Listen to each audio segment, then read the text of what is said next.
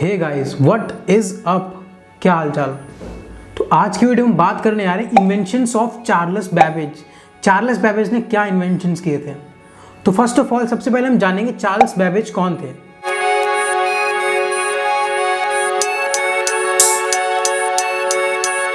Charles Babbage एक mathematician थे, एक इंग्लिश पॉलीमैथ थे, जिनका जन्म 26 दिसंबर 1791 में 26 दिसंबर 1791 में लंदन में हुआ था।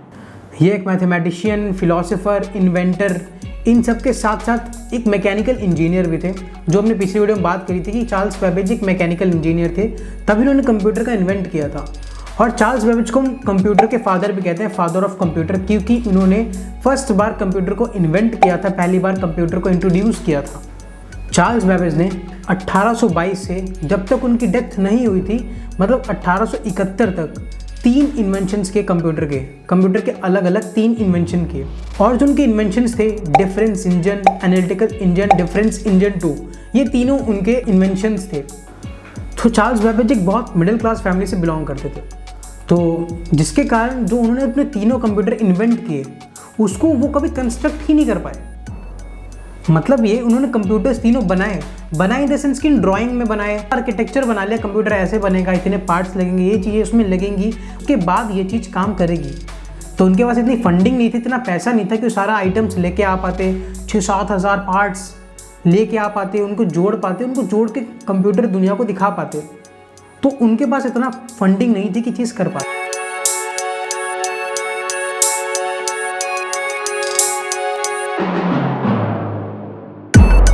तो फिर अब उनके पास फंडिंग नहीं थी, कंप्यूटर इन्वेंट कैसे हुआ।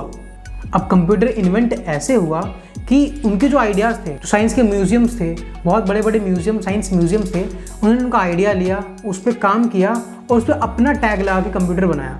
नाम था कि चार्ल्स बैबेज का आइडिया है, लेकिन फंडिंग पूरी उनकी थी, तो उन्होंने वो चीज़ें बनाई। तो चार्ल्स बैबेज ने अपना पहला कंप्यूटर 1822 में बनाना शुरू कर दिया था, जिसका नाम था डिफरेंस इंजन।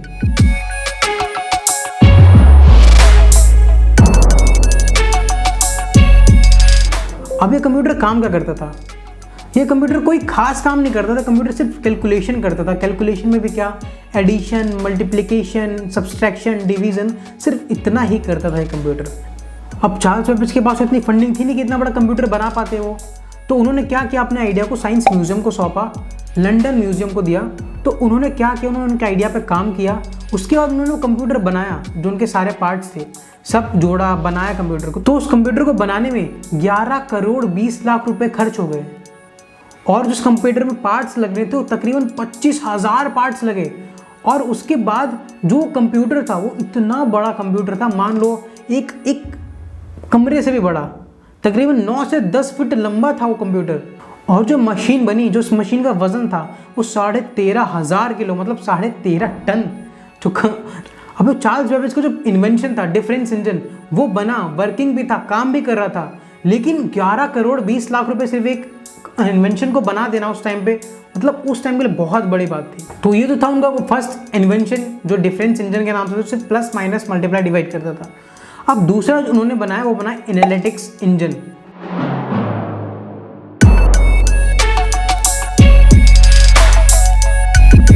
जो चार्ल्स बैबेज का दूसरा इन्वेंशन था एनालिटिकल इंजन।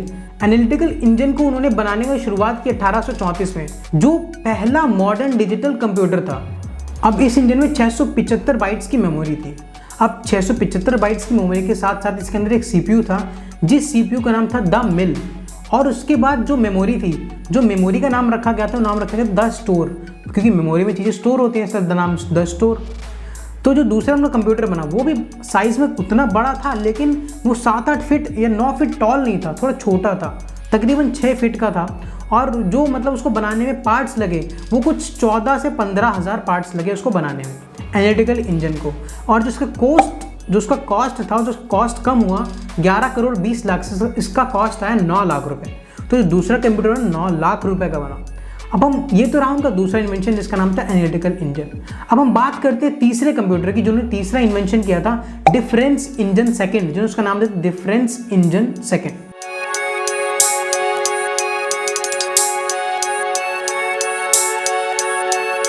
अब क्या हुआ कि जो उनका तीसरा इन्वेंशन था डिफरेंस इंजन सेकंड, वो उन्होंने 1847 से बनाना स्टार्ट किया और 1849 में उसका डिज़ाइनिंग ख़त्म कर दी थी।